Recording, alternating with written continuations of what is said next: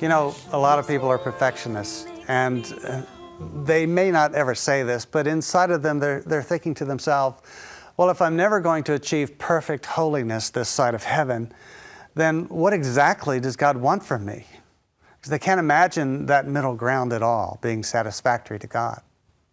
Well, let's face it, our tendency is to look on the outside. We want to see measurable results. We want to see reduced temptations, holier thoughts. We want to see an elimination of failure, completely pure and holy heterosexual thoughts and feelings set only on the one we marry.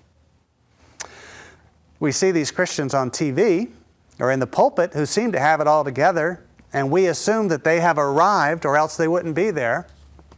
And then we imagine a plateau of holiness or freedom from temptation that we are certain they must live in, a plateau that we must reach if we're ever going to be acceptable to God.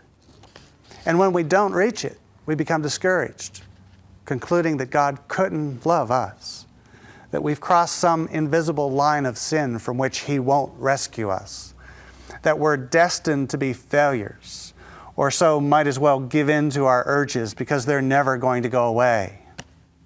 Have you ever been there? I have. God, on the other hand, looks at the heart.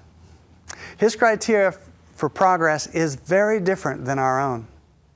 His focus is set not so much on flawless perfection, but in tending that fragile desire for holiness that grows in us as we sit in His presence. His attention is drawn to the joy of seeing us take baby steps in the right direction. And He's wise enough to know that babies can't run marathons. In short, God's discerning eyes examines the intent of the heart, not the flawless accomplishment of that intent. He knows that we're learning how to die to self and yield to His power in us.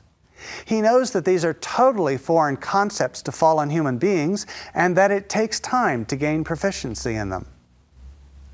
People do not embrace death easily, and God is taking us on a journey of dying to self, crucifying our flesh, renouncing pride and submitting to His lordship, lessons not easily learned.